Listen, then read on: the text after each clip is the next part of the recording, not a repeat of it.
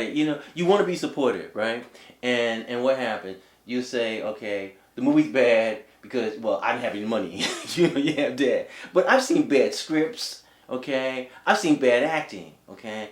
And that's a problem, Also, some of the best movies, black movies, have a tendency of being comedies, okay? And so what happens? If you take some of the black comedies, okay, unless they're done really well, they're really stupid, okay? Or what happens, people get a little obnoxious, like Heart. I mean, there's a couple of people I would just keep off the screen.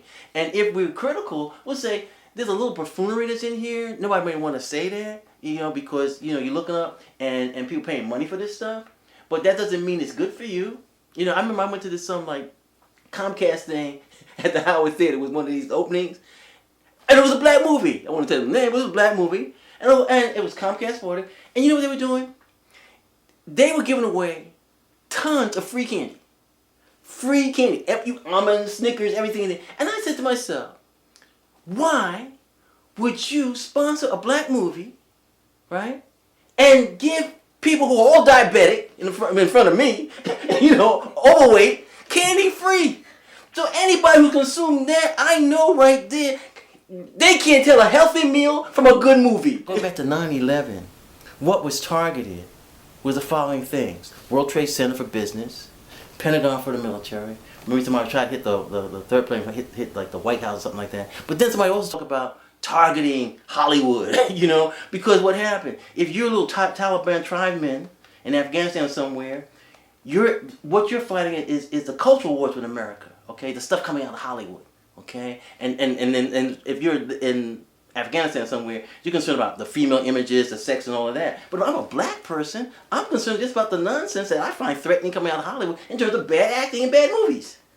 Okay, I find that a form of terrorism. I'm sitting there and I get because I'm looking at somebody being an idiot running across the stage, and we don't say that.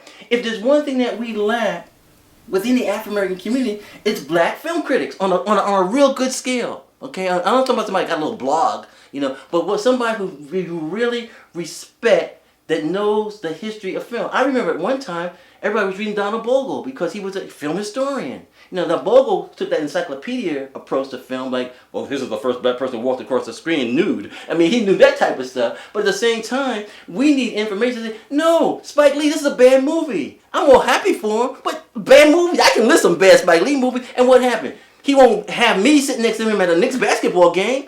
But what happened? But I need to say that. I say this. Spike Lee makes really good documentaries. Okay? Good documentary. Some of the film stuff, let's look at what we're talking about. And this is the Spike Lee problem.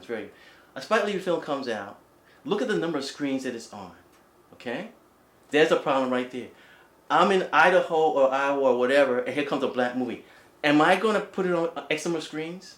Like Star Wars or something like that? Probably not. And we're still dealing with institutional racism. We're still dealing with a lack of resources, and we're talking about a career. I remember a friend of mine, Rob, he was an independent filmmaker. He wanted to do this story on a young girl, a coming-of-age story. But he was struggling, to raise the money. And what happens? He doesn't have the money that he can shoot that movie in a short span of time. He's struggling to get the money. But by the time he gets his money, the girl got breasts. You know what I'm saying? So here the girl started out, I can identify her, she's coming of age. But it's taking you so long to raise the money that by the time you're able to shoot and get your crew together, the girl looks like she's a bikini contest. And so what happened is not real anymore. And that's the problem that you say, okay, how come I don't see this coming of age story? Well, because I know if I get this young girl who's talented, I got to shoot her in this space of time.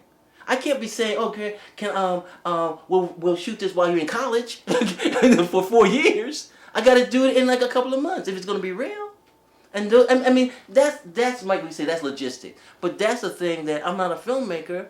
I can go upstairs my little home and stuff like that. I don't have to, put it in a microwave and heat it up and serve it to somebody. I don't have to deal with all that. Okay, but for somebody who's a filmmaker, they have to deal with all these things, keeping a crew together. Getting the money, getting somebody to believe in your project, and then distributing it. That's hard.